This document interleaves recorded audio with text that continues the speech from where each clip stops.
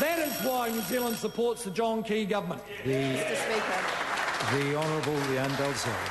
Mr. Speaker, this cartoon of Bill English and John Key looking at the New Zealand taxpayer on the tax cut blood drip as the blood-sucking cost-of-living mosquito sucks it straight out says it all. That is exactly what's going on for New Zealanders. The National Government had a choice in last year's budget to proceed with tax cuts which benefited the highest paid New Zealanders and increase GST, which hits hardest those on the lowest incomes, Mr. Speaker, or to accept that this would inflict too much pain on too many hard-working families and develop an economic plan to grow the economy for the benefit of the many rather than the few. But actually they've failed to even deliver a plan, even a skerrick of a plan, since they became the government. There has been a Prime Minister who says that he's all prepared to kick the tyres, but he's not prepared to switch on the ignition. And we think it is time that this economy was put into power drive, overdrive,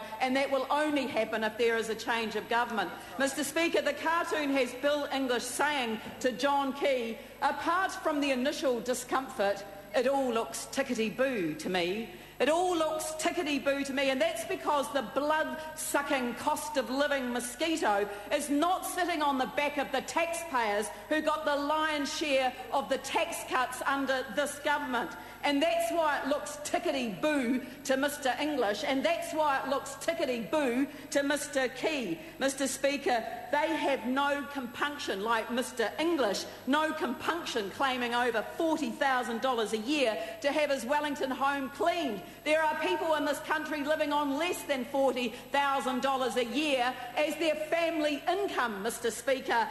The reality is that John Key and Bill English are both completely and utterly out of touch with the reality that is the real life of people on a modest wage or people who are on a fixed income, completely and utterly out of touch. It is not tickety-boo for the carers providing home-based support to older people to enable them to stay in their own homes, those people on $14 to $15 an hour if they're lucky. Mr. Speaker, it is not tickety-boo for families struggling to feed their families when they feel the pain at the pump and they feel the pain when they go to the supermarket till to pay their way out. And I know there are people who take items back from the till and put them back on the shelves because there is not enough money in their wallet to pay for the full amount. Mr. Speaker, the announcement this week that the government will allow their members of the Select Committee to vote for an inquiry into the price of milk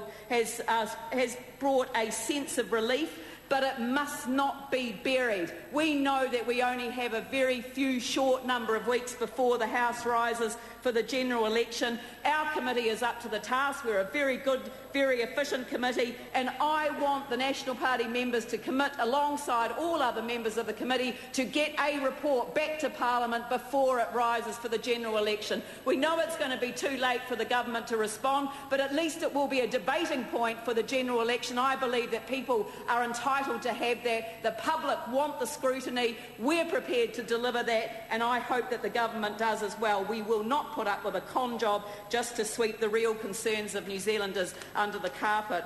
Mr. Speaker, John Key prides himself on his financial background, but there is something about that background that is conveniently overlooked by everyone. Currency traders do not create wealth.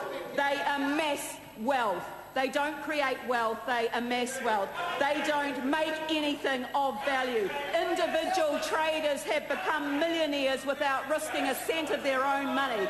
They speculate on sovereign currencies and they never mind the impact that has on a nation's economy. So is it surprising that someone with that background wants to sell our country's assets? And the price that we pay, though, is much worse, far more far-reaching than speculating on the New Zealand dollar. It is the income that is deprived to generation after generation after generation of New Zealanders when they sell off our state assets. So this election is about a second referendum that is being conducted. It's a referendum on asset sales. The National Party government says, and the member says that's right, he says that's right, It's asset sales if National is re-elected. There is a commitment to no asset sales if Labor is elected, and that is what this election is going to be all about. The Honourable Stephen Joyce. Mr Speaker, remind me to tell that member that cartoons aren't real. I think it's important. If you spend half your speech on cartoons, then I think you've got a wee problem with being in touch with reality, and that's a little bit the issue, I think, with the New Zealand Labour Party.